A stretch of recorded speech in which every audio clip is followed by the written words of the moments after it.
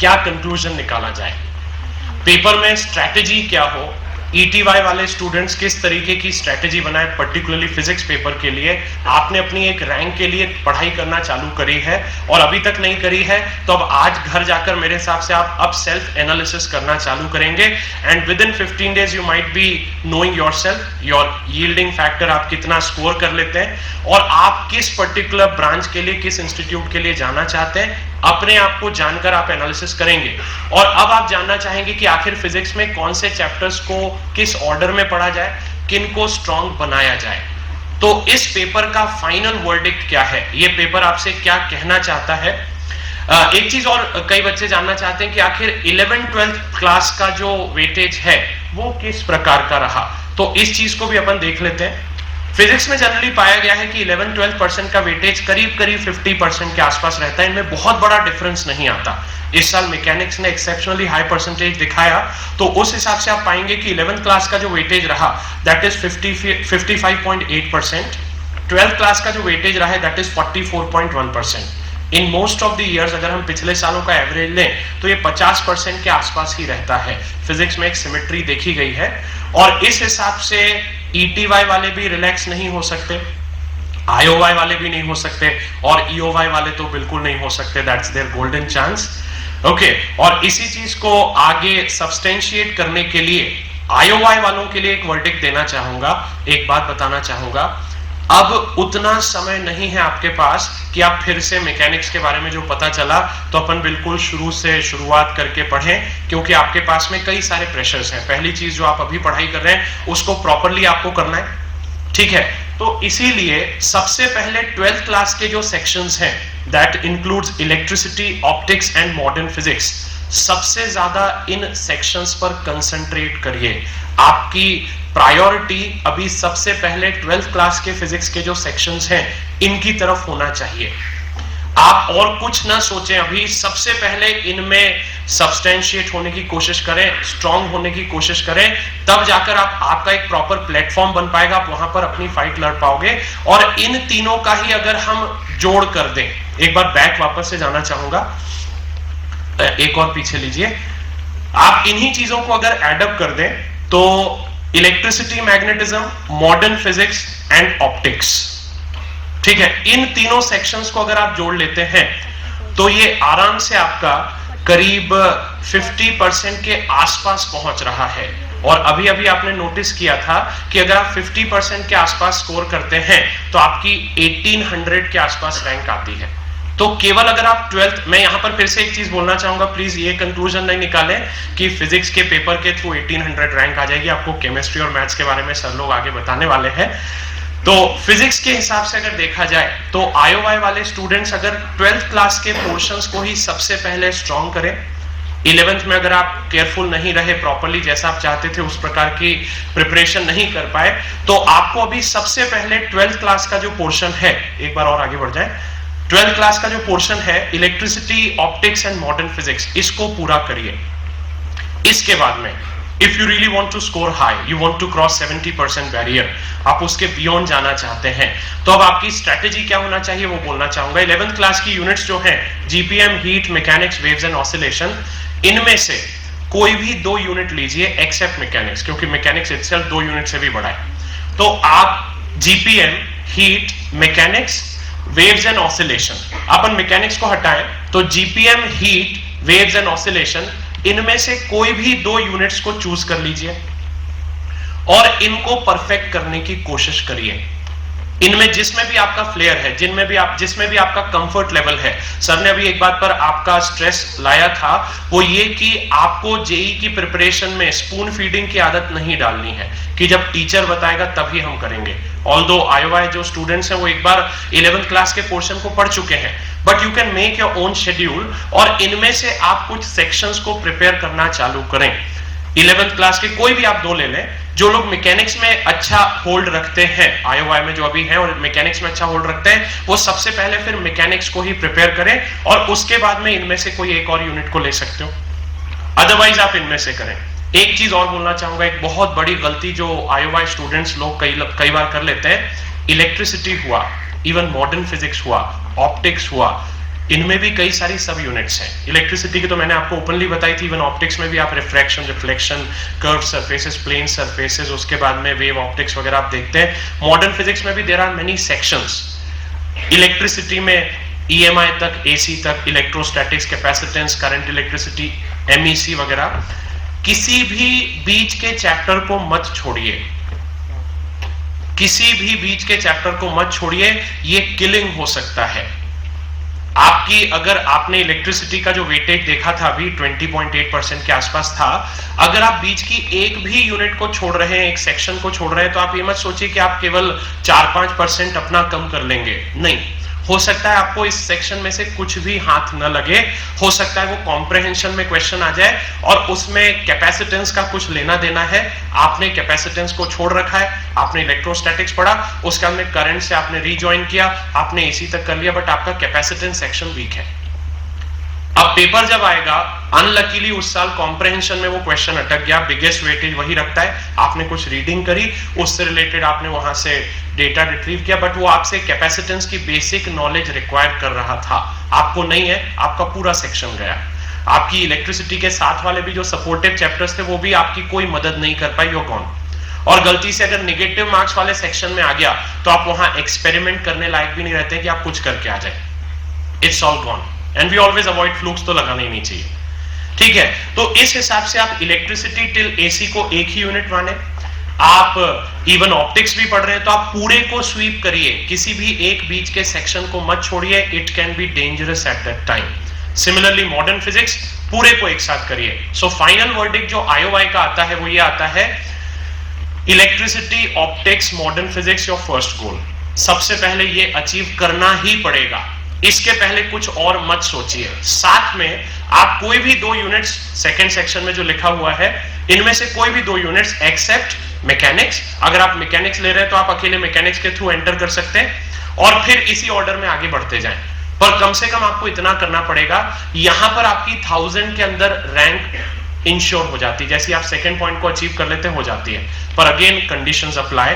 Third point, अगर आपने sections को सिलेक्टिवली पढ़ा, यूनिट्स को सिलेक्टिवली पढ़ा, यू विल बी नोवेयर, आप कहीं पर भी नहीं होंगे। So that is my verdict for IOI batch. हम अगली बैच की तरफ जाना चाहेंगे, EOY वाले स्टूडेंट्स। EOY वाले इस एग्जाम को एक बार दे चुके हैं, वो पूरा वेटेज भी अभी मेरे सामने देख चुके हैं, they know each and everything about IIT paper pattern particularly, और एक उस एनवायरमेंट में भी जा चुके हैं तो सारी चीजें पता है। फिजिक्स में जो सबसे इंपॉर्टेंट चीजें हैं 2 यूनिट्स की अगर हम बात करें, they are mechanics and electricity. सबसे पहले EOY स्टूडेंट्स को इन 2 यूनिट्स पर स्ट्रेस देना चाहिए। मैकेनिक्स को पूरा स्वीप करिए, इलेक्ट्रिसिटी को भी पूरा स्वीप करिए, biggest weightage on this side. अभी अगर आपका मैकेनिक्स चल रहा है, carry on with it, try to concentrate, किसी भी चीज को छोड़िए नहीं। क्लास में जो लेक्चर्स हो रहे हैं उनको मिस मत करिए। हो सकता है आपको सर्कुलर मोशन बहुत अच्छा आता है, पर मिस मत करिए। आप इवन अपना शीट का कुछ वर्क करिए, but please attend the classes, something might be there जो शायद एग्जाम में आने वाली है, कोई हिंट आपको मिलने वाली है, that is very important. So mechanics और इलेक्ट्रिसिटी को फर्स्ट गोल बनाइए। इसके बाद में बाकी जो यूनिट्स हैं इनको वन आफ्टर दी अदर, अगर अपन एक जनरल ट्रेंड देखें, ये ऑर्डर काफी अच्छा बैठता है, हीट की जाए, फिर modern physics, GPM, optics, waves and oscillation. Heat सबसे पहले इसलिए रखा, it's a simple chapter with lot many concepts, और डायरेक्ट प्रॉब्लम आता है जनरली जेई में, जिसमें ज्यादा हाइब्रिडिंग भी नहीं होती है, इधर उधर से मिक्सिंग नहीं होती है, कोर हीट का प्रॉब्लम आता है, और इसको प्रिपेयर करने में टाइम ज्यादा नहीं लगता और कॉन्फिडेंस काफी अच्छा होता है। इसके बाद में modern physics, again chapter of similar kind, कुछ रूटीन फॉर्मेट है, उसी हिसाब से प्रॉब्लम्स बनते हैं। GPM थोड़ी प्रैक्टिस करके आप इसमें भी प्रॉपर्ली कर सकते हैं, ऑप्टिक्स, वेव्स, ऑसिलेशन। ये ऑर्डर अगर आप EOY वाले स्टूडेंट्स लगाकर रखेंगे तो विद दिसंबर आप ये पूरे पोर्शन को कवर अप कर लेंगे। But your main goal should be electricity and mechanics, आपका फुली स्ट्रांग होना चाहिए। यहां पर भी वही बात दोहराना चाहूंगा, किसी भी यूनिट को पार्शियली ना करें। मैंने कई बार नोटिस किया है EOY वाले स्टूडेंट्स, वो कहते हैं वर्क एनर्जी पावर हमारा थोड़ा मजेदार वाला चैप्टर नहीं, we are not happy with it. So आपने उसको सरफेस लेवल पर ही किया, बाकी आपने मैकेनिक्स स्ट्रांग कर ली, it can be killing as it was this year. जिन लोगों का वो सेक्शन वीक रहा होगा, जिन लोगों की कोलिजन थ्योरी, एनर्जी के कॉन्सेप्ट में गड़बड़ रही होगी, उनको इस साल सफर करना पड़ा। ईओवाई बैच वालों से बात कर रहा हूं, तो ऐसी गलती ना करें। आपका पूरा का पूरा मैकेनिक्स एक लेवल पर होना चाहिए। मैं कई बार बोलता हूं कि भाई चैप्टर्स को ऐसे पढ़ो कि आपको उसमें सब कुछ आना चाहिए। इसका मतलब ये बिल्कुल नहीं है कि आप सिलेक्टिवली पढ़ें। आप अगर मैकेनिक्स को स्वीप कर रहे हैं तो कंप्लीटली करिए, उसमें किसी भी बीच में चीजों को छोड़िए नहीं। Don't leave any stone unturned, it can be dangerous in the due course of time. Okay, so ये वाला मेरा वर्डिक्ट था ईओवाई वाले स्टूडेंट्स के लिए। प्लीज नेक्स्ट वन, ईटीवाई स्टूडेंट्स की बात करते हैं। अभी आप सबने सुना, ईटीवाई वाले थोड़े प्रॉपर अभी सोच रहे होंगे कि क्या किया जाए मैकेनिक्स में। मैकेनिक्स का इतना ज्यादा वेटेज, और अभी सबसे ज्यादा जो डराता है पोर्शन वो मैकेनिक्स ही होता है। सबसे पहले आप उसी सेक्शन को पढ़ रहे हैं, आप खुद देख सकते हैं the weightage is immense and it's not going to change. सबसे ज्यादा स्ट्रेस दीजिए मैकेनिक्स को, और मैकेनिक्स को आपको JEE level, even olympiad level को क्रॉस कर जाना है। आपको मैकेनिक्स को इतना तगड़ा करना पड़ेगा। जेई में जब आप एंटर करते हैं तो फिजिक्स में जो सबसे बड़ा कॉन्फिडेंस बोलता है वो बोलता है मैकेनिक्स का, देन इलेक्ट्रिसिटी का, और उसी ऑर्डर में जो मैंने अभी आपको पहले बताया। तो ईटीवाई वाले स्टूडेंट से तो मैं बोलूंगा with compulsion you have to master mechanics this year only, क्योंकि आईओवाई में आपको टाइम नहीं मिलने वाला। अभी अभी मैंने सबसे पहले वर्डिक्ट इसीलिए आईओवाई स्टूडेंट्स के लिए दिया कि ईटीवाई वाले भी ध्यान दें। मैंने उनको बोला कि आप मैकेनिक्स नहीं पढ़ सकते हो, टाइम नहीं मिलेगा आपको। आपके पास स्कूल का प्रेशर होगा, योर बोर्ड एग्जाम, उसके बाद में आपका 12th का ही सिलेबस काफी अच्छा है। आप मैथ्स में काफी इंटरेस्टिंग टॉपिक्स पढ़ते हैं, केमिस्ट्री में बहुत आ जाता है, प्रैक्टिकल का प्रेशर, बहुत सारी activity last year of your school. So इस हिसाब से आप 12th क्लास में केवल मैकेनिक्स का रिवीजन कर सकते हैं। अगर आपको एक लेवल तक आता है आप उसको और हायर लेवल तक ले जा सकते हैं, बट आप कभी भी उस पोर्शन को आईओवाई लेवल पर पूरा प्रिपेयर नहीं कर पाएंगे। अगर करने की कोशिश करेंगे तो आप 12th के किसी सेक्शन से हाथ धो बैठेंगे। तो इसीलिए ईटीवाई वाले स्टूडेंट्स दे शुड एम कि मैकेनिक्स वाला जो सेक्शन है अभी कंप्लीट किया जाए। 12th में आप किसी भी कीमत पे इसको नहीं कर पाएंगे। अभी सब कुछ छोड़ दो, मैकेनिक्स जो आपका चल रहा है दो तरफ से चल रहा है। एक तरफ से आप motion in 1D 2D NLM वगैरह, और दूसरी तरफ से अभी स्टार्ट हो चुका है आपका centre of mass, conservation of linear momentum, आगे रोटेशन वगैरह। तो इस तरीके से try to cope up with it, don't miss even the single classes. आपको आगे रूल्स बताए जाएंगे, उसमें ये सारी चीजें बताई जाने वाली है, but be very serious, don't take anything in a relaxed way. Sir ने अभी बोला कि 8 महीने बाकी हैं आईओवाई और ईओवाई वालों के लिए, और 11th वालों के लिए काफी समय है। आपको रिलैक्स नहीं होना है, आपके लिए और चैलेंजिंग सिचुएशन है, आपको इस चीज की अवेयरनेस है, तो you have to scale higher heights, आपको और ज्यादा आगे जाना है। आपके हाथ में अभी पूरी तरह गेम है। So that way, please try to command on mechanics within 11th class only. No chance in 12th class. You can only revise it. You can only improvise some of these skills, and that's it.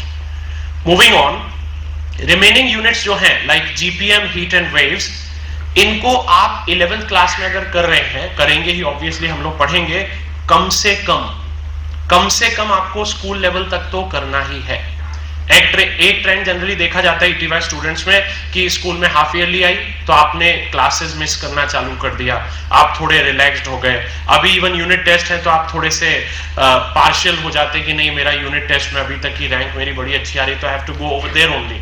But मैं बोलूंगा बिल्कुल नहीं, IIT is your religion and you have to follow it. उसी हिसाब से ये वाले जो पोर्शन है ये जनरली उसी टाइम पर आएंगे जब आपकी हाफ ईयरली आने वाली है, और उस समय जनरली पाया गया कि बच्चे उसको लाइटली ले लेते हैं और फिर बाद में सफर करते हैं। आपको इन सेक्शंस को भी करना है, और कुछ नहीं तो स्कूल के लेवल पर तो करना ही होगा। These chapters are simple, these are small units, इनको करने में कम समय लगता है, इनको मास्टर करने में कम समय लगता है। तो ये वाले कम से कम, ये मैं वर्स्ट केस की बात कर रहा हूं, कोई इससे ये मतलब ना निकाल ले कि अपने को तो ये वाले को स्कूल लेवल करना और चल जाएगा।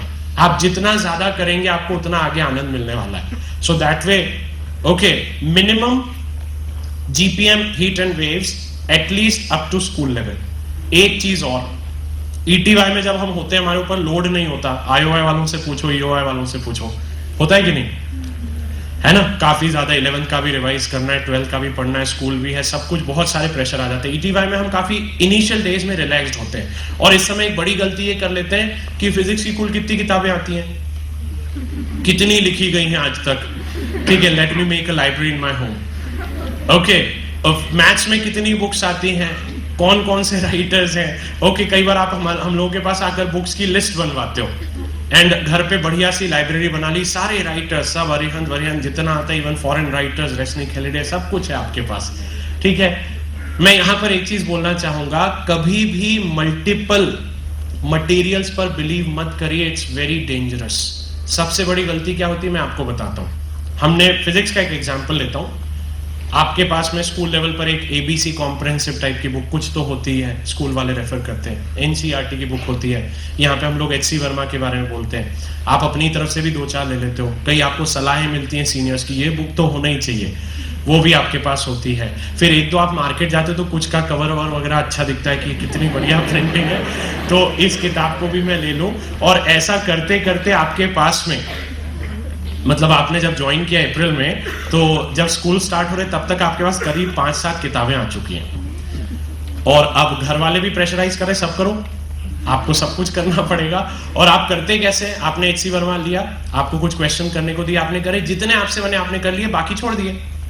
इसके बाद में आपने कॉम्प्रिहेंसिव किया, वो भी कर लिया, जितने बने कर लिए, बाकी छोड़ दिए।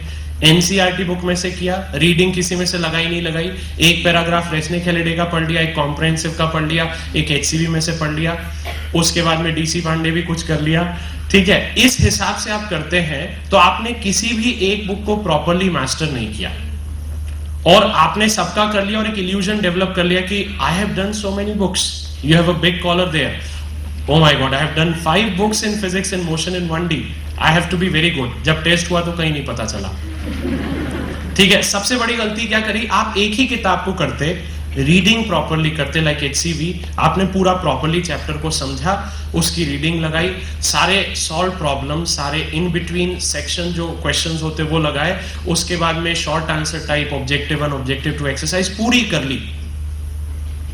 ली और उसके बाद में आपको आएगा सही कॉन्फिडेंस कि अब मुझे ये चैप्टर पूरा आता है। आपको मल्टीपल रिसोर्सेज की तरफ जाने की जरूरत ही नहीं है। और ईटीवाई वाले स्टूडेंट्स के लिए पर्टिकुलरली बोलूंगा, अभी आगे स्टडी मटेरियल के बारे में आपको बताऊंगा, तब ये चीज क्लियर करूंगा कि क्या पढ़ना है क्या नहीं पढ़ना है। अभी मैंने एक एग्जाम्पल के स्वरूप एचसी वर्मा के थ्रू आपको बताया। तो जो भी चीज करें, एक मटेरियल पर बिलीव करें, उसको कंप्लीट करें, जब तक वो कंप्लीट नहीं हो जाए दूसरे की तरफ मत जाइए। आपके घर में कुछ चुनिंदा किताबें होना चाहिए, चुनिंदा में एक थ्योरी बुक, एक आपकी problem solving book, if your HC Verma is sufficient for physics I can say. बाकी आपको जो भी मटेरियल मिलता है उसके बारे में आगे बताता हूं, केवल उस पर रिलाय करिए। मल्टीपल बुक्स पढ़ेंगे कुछ नहीं होने वाला, आप अपनी एक गलत इमेज बनाएंगे, हर बार टेस्ट देंगे बुरी तरह शैटर होगी, आपको खुद नहीं पता कि आपको चैप्टर में क्या नहीं आता। मैं खुद बोलना चाहूंगा आईओआई वाले स्टूडेंट्स का, अभी एक टेस्ट हुआ था, मैंने ओपनली बोला था एचसी वर्मा से लूंगा और आप सब जानते हैं कि उसमें 100% मार्क्स किसी के भी नहीं आए। It's a pity, it's a bad thing कि हमने अगर एक चैप्टर पूरा पढ़ लिया, एचसी वर्मा में से सब कुछ कर लिया है, आपको पता है केवल क्वेश्चन उसी में से आएगा, डेटा भी नहीं बदला जाएगा, वही क्वेश्चन आएंगे, and still you are not able to attempt 100%। Attempt की बात बोल रहा हूं, स्कोर करना तो आगे की बात है। तो ये गलत बात है, ये पढ़ाई का तरीका डेट्रीमेंटल है, नुकसानदायक है, डेंजरस है। Never try this. Believe in one material, complete it thoroughly, comprehensively, then move to the next one, and always get the guidance of your teachers. So these are the final verdicts for ETY, IOY and EOY batches. अब मैं chemistry के लिए madam को बुलाना चाहूंगा। Okay, पहले madam लोग कुछ बोलना चाहेंगे आपसे, ठीक है। और अब आपको केमिस्ट्री के बारे